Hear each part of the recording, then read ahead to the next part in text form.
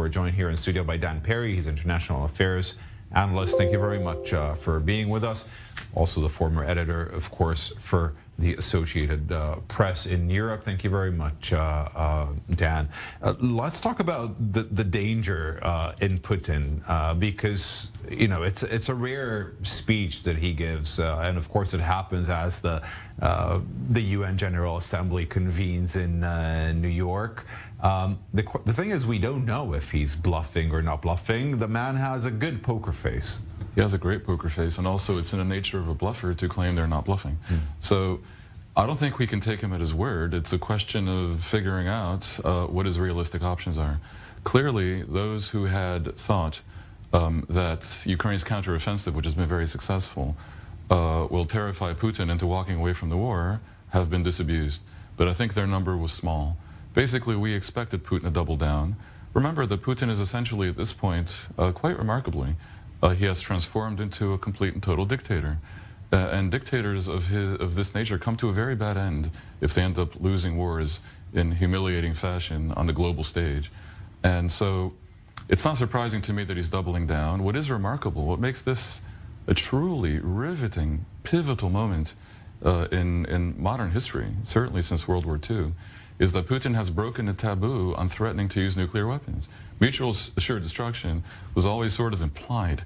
Putin is pretty close to stating that he won't walk away from a nuclear war, and the West has to figure out what to do about this. But it's not the first time that he says it during this specific conflict, which makes it a little bit perhaps I would say redundant or less scary. You say it again and again. How many times is he going to say, I will use nuclear weapons and not use them? It reinforces the message, and often it has come from other sources like Lavrov, but also the context is important. In the beginning, these hints were related to threats of economic sanctions and also arming Ukraine. At this point, the threats are related to the context in which many people are openly talking about Russia losing the war. That is something that has only become a real possibility in recent weeks with the Ukrainian counteroffensive, and I think Putin can't afford that. It is hard to imagine a scenario where Putin is thrown out of power in Russia, violently probably, but if that should happen, it's most likely in the context of a Russia humiliated and on the run in Ukraine. Just yesterday, we spoke of the UN General Assembly convening in New York. Just yesterday, Erdogan, in an interview there in New York, said the war could be over very soon. Now, it doesn't seem to be the case with recruits of reservists there in Russia, 300,000 to add to the war. Does he know something that we don't know?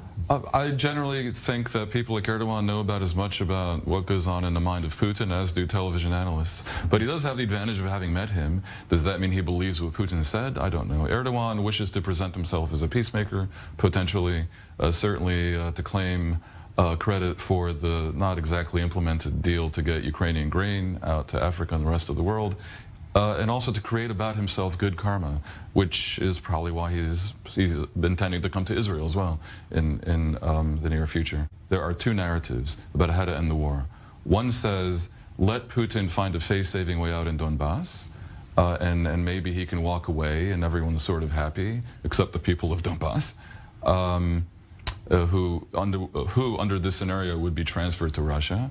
And the other says, we must not give an inch, because if you cede anything to a dictator, it whets his appetite and he'll want more. And next thing you know, he'll be making threats against Romania, Moldova, the Baltics, who knows, NATO member countries. That is an unresolvable debate. I mean, both narratives have much to recommend them. And I think if there's a question on the table right now at the UN General Assembly, in essence, that would be it. And we're now joined in studio also by Ambassador Dani Ayalon, former Israeli ambassador to the United States and Deputy Foreign Minister. Thank you very much for coming into our studio. Prime Minister Lapid, whom you mentioned, will meet with Erdogan for the first time since 2008. Will be an Israeli Prime Minister who will meet with Erdogan.